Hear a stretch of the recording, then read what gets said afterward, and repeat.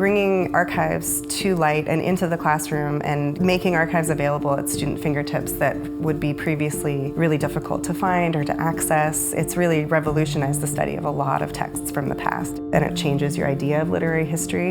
And it also allows you to answer the kinds of questions that scholars used to spend entire lifetimes trying to figure out.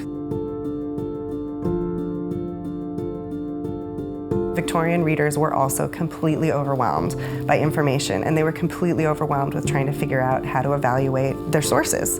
Is this a good newspaper? Is this a bad newspaper? Is this journal reputable? We thought, well, this makes a lot of sense as a digital humanities class because it'll allow the students to see that there are historical antecedents to the information overload that we feel. Students who are passionate, say, about Victorian poetry or modernist poetry might not have the opportunity to hold those books or those manuscripts, but because of people's hard work digitizing so many wonderful primary materials, students can sit in my classroom, open up their computer, and they can look at the magazine where it was published, and then they can compare the way that the spacing in that publication differs from how it was eventually published in a book.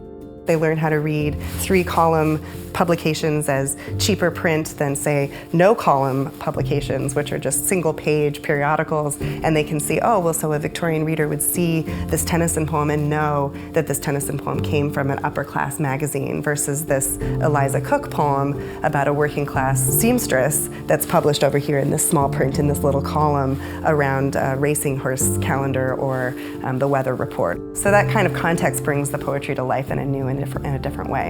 In all of my classes, I ask my students to think about how and where they get their information and who made the decision about what information they received. One of the exercises we do is have the students think about getting information from only one site and what are the limitations and what are the benefits of that, and then thinking about what combination of different sites they can use. It's an approach to thinking about moving through the world being slightly suspicious and able to distinguish between things that are trying to influence you and things that are trying to be objective. And those are questions that were hot topics then, and they're hot topics now.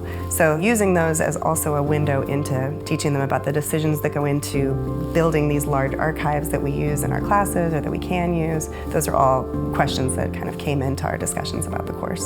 And I think Princeton students can really be leaders in this way.